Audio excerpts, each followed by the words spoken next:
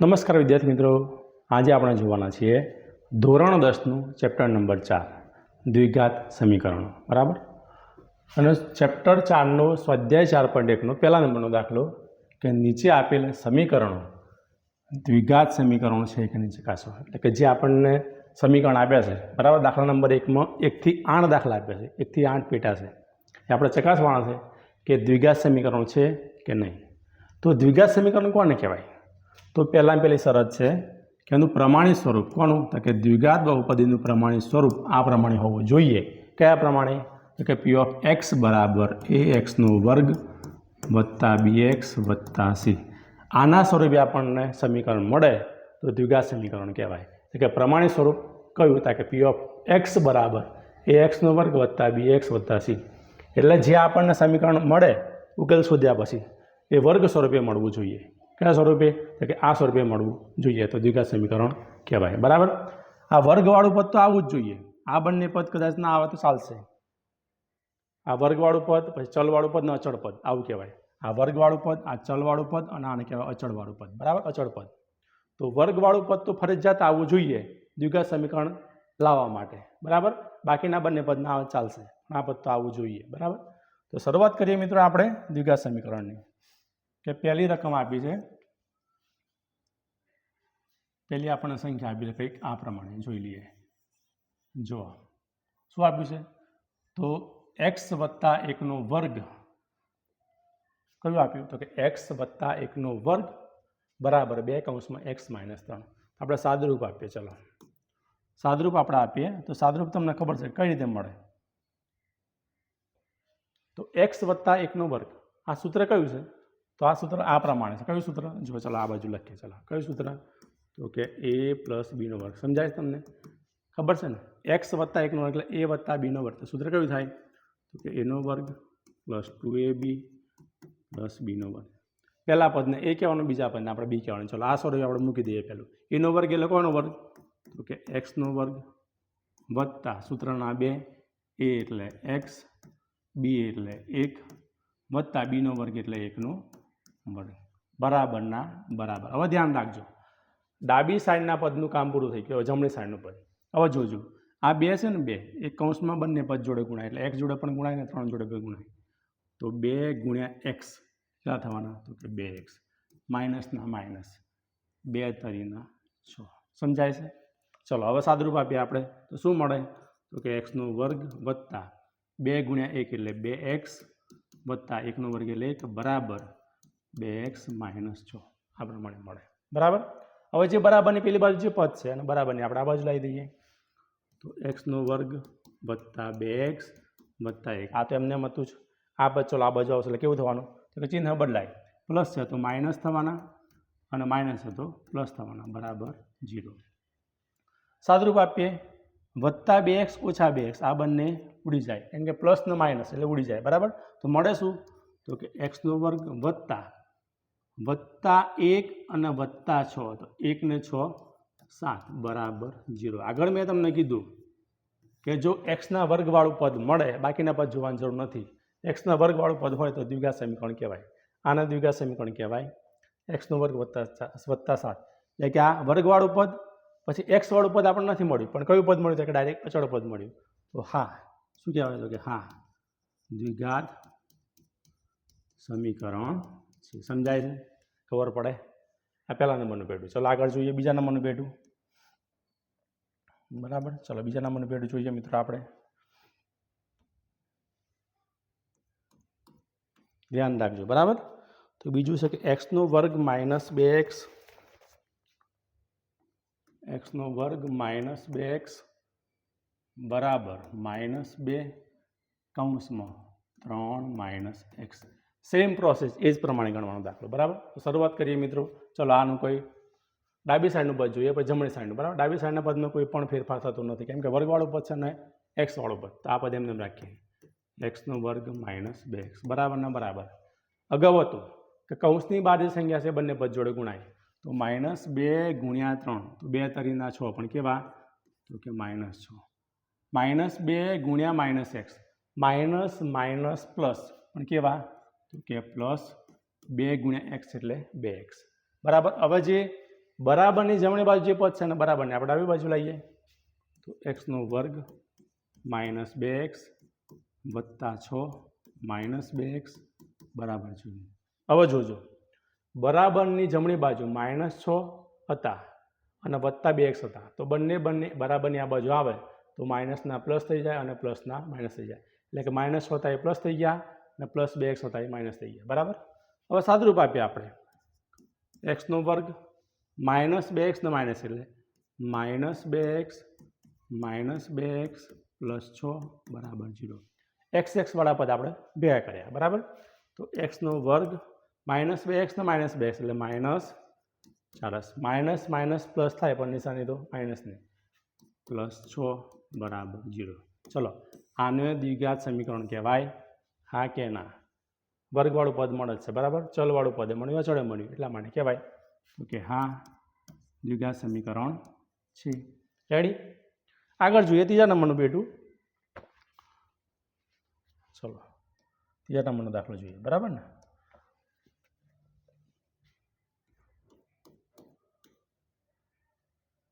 x - 2 x વત્તા 1 બરાબર x - 1 અને x વત્તા 3. ચલો દ્વિઘાત સમીકરણ છે કે ચકાસો. ડબલ કૌંસ આપ્યા. જો આવું હોય ને તો ખાસ ધ્યાન રાખવાનું. 2 કૌંસ ડાબી બાજુ અને 2 કૌંસ જમણી બાજુ. તો પહેલા જે 2 કૌંસ એમાંથી પહેલા કૌંસમાંથી આપણે x ને બહાર કાઢીએ. શું કર્યું? તો કે x ને બહાર કાઢ્યા. આ જે x ને બહાર કાઢ્યા એ x આખા કૌંસ જોડે ગુણાય એટલે x આ રીતે ગુણાય. કઈ રીતે? તો કે x પ્લસ 1 આ રીતે x ને બહાર કાઢ્યા. હવે કે 2 ને ખોટું લાગે કેમ કે એક પદને બહાર કાઢીને બીજા પદને આપણે બહાર ના કાઢીએ બરાબર, તો બીજા પદને ખોટું લાગવાનું. તો ચાલો આપણે બીજા પદને પણ બહાર કાઢીએ એટલે કોને? તો કે -2 ને બહાર કાઢ્યા. -2 પણ આખા કૌંસ જોડે આ રીતે ગુણાય એટલે કઈ રીતે ગુણાય? તો કે x પ્લસ 1. સમજાય? પહેલાં x ને બહાર કાઢ્યા, x આખા કૌંસ જોડે ગુણાયા, પછી -2 ને બહાર કાઢ્યા એટલે એ પણ આખા કૌંસ જોડે ગુણાયા. સેમ પ્રોસેસ આ બાજુ. ચલો x નું તમે બહાર કાઢો, x આખા કૌંસ જોડે ગુણવાના. કઈ રીતે? તો કે x પ્લસ 3 આ રીતે. એ જ પ્રમાણે ચલો -1 ને બહાર કાઢીએ તો -1 પણ આખા કૌંસ જોડે ગુણવાના x પ્લસ 3. સમજાય? હવે જુઓ, હવે સાદુરૂપ આપીએ. આ x આખા કૌંસ જોડે ગુણાય એટલે કઈ રીતે? તો કે x ગુણ્યા x. આ ઘણા વિદ્યાર્થીઓ નથી આવડતું. જોજો x ગુણ્યા x અને x પ્લસ x આ બંનેમાં શું ફરક? તો જો ગુણાકારમાં હોય ને x ગુણ્યા x તો ગુણાકાર કરવાનો હોય ને તો x નો વર્ગ થાય, પણ x વત્તા x કરવાનો તો એક x માં બીજો x ઉમેરવાનો એટલે શું થાય? તો કે 2x થાય બરાબર. આ ખાસ ધ્યાન રાખજો. આ બાજુ આપણે x ગુણ્યા x કરવાનો એટલે શું? તો કે x નો વર્ગ વત્તા x ગુણ્યા 1 એટલે કેવા? તો કે 1x લખો તો પણ ચાલે અને x લખશો તો પણ ચાલશે.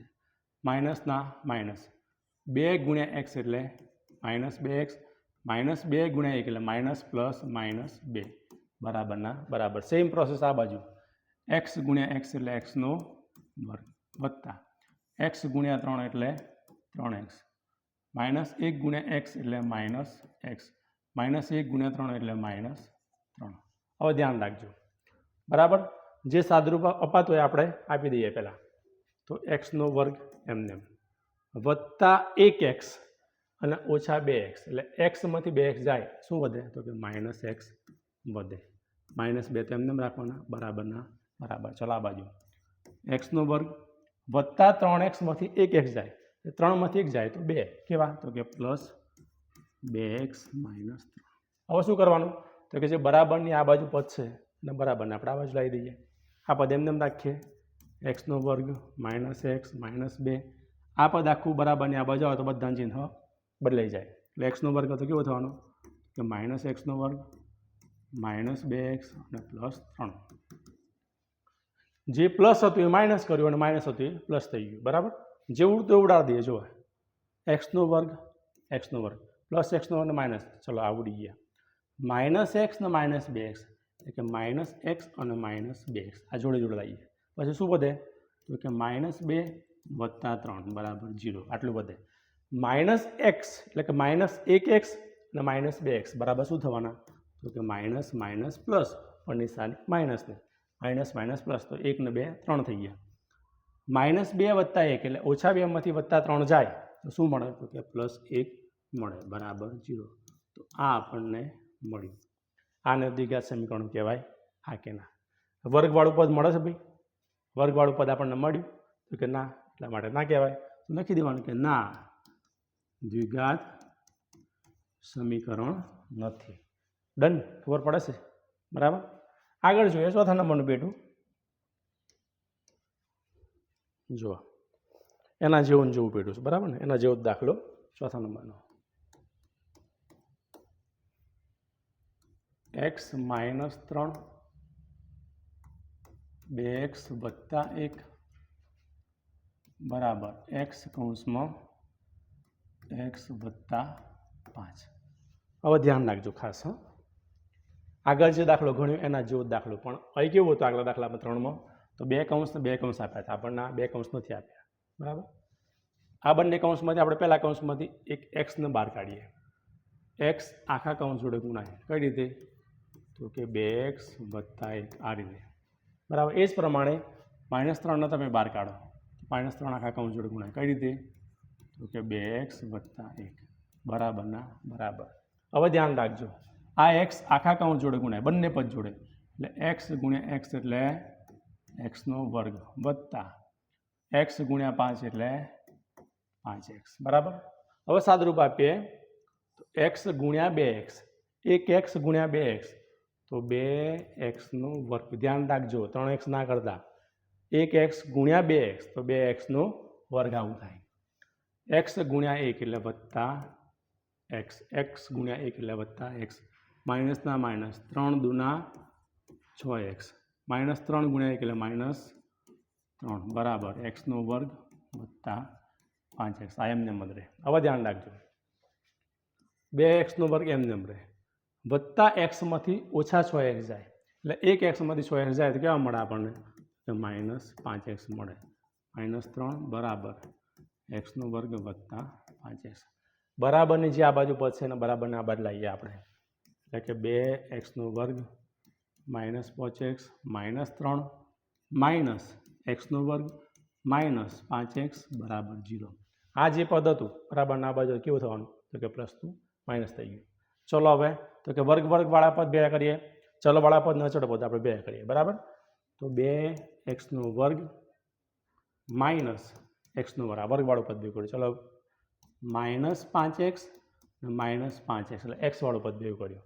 અચળ પદમાં તો એક જ છે, -3 બરાબર 0.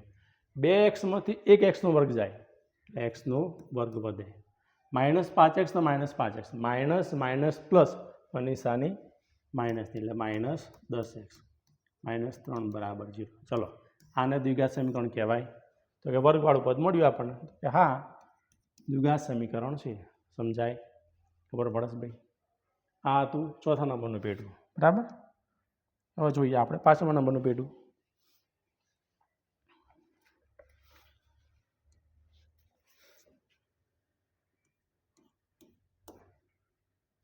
તો 2x - 1 x - 3 બરાબર x + 5 અને x - 1. સેમ બીજા નંબર જેવો દાખલો આપણે બીજું પેટું ગણ્યું એવું આ સેમ 5મું પેટું. તો વિડીયોને સ્ટોપ કરો અને જાતે ગણવાનો પ્રયત્ન કરો. બરાબર. જાતે ગણી પછી તમે વિડીયો જોઈ લેજો. જોજો કે તમારો દાખલો ખરેખર સાચો પડે છે.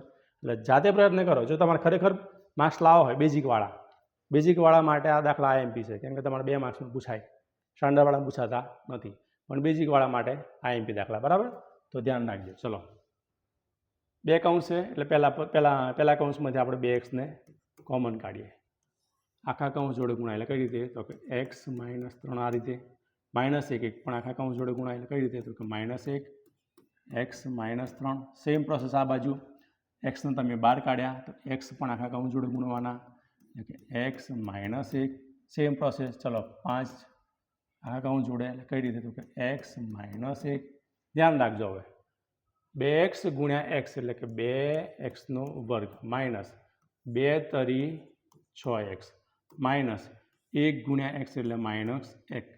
-x -1 ગુણ્યા -3 એટલે માઇનસ માઇનસ પ્લસ 3 1 તરી 3 બરાબરના બરાબર x ગુણ્યા x એટલે xનો વર્ગ x ગુણ્યા 1 એટલે -x વત્તા 5 ગુણ્યા x એટલે 5x 5 ગુણ્યા 1 એટલે -5.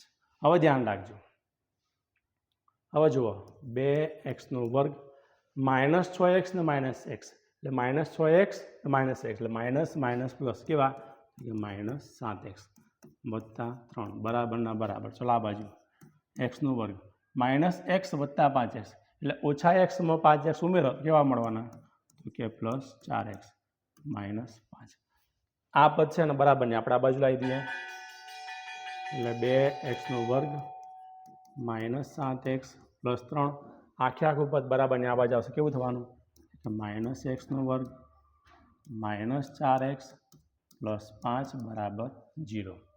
હવે જોજો ધ્યાન રાખજો. હવે વર્ગવાળું પદ ચલવાળું પદ અચળ પદને આપણે 2 કરી નાખીએ એટલે કે 2x² -x². હવે ચલવાળા પદને -7x -4x હવે અચળ પદ +3 +5 બરાબર 0. 2xના વર્ગમાંથી 1x² જાય એટલે x² વધે -7 ને -4 -7 ને -4 એટલે -11x માઇનસ માઇનસ પ્લસ પણ નિશાની માઇનસની +3 ને +5 તો 3 ને 5 8 બરાબર 0. ચલો આને દ્વિઘાત સમીકરણ કહેવાય હા કે ના તો કે હા આપણને મળે છે વર્ગવાળું પદ એટલા માટે કહેવાય કે હા દ્વિઘાત સમીકરણ છે. બાકીના 3 પેટા આપણે જોયા 1 થી 5 પેટા બાકીના 3 પેટા આપણે નેક્સ્ટ વિડીયોમાં જોઈશું. Thank you.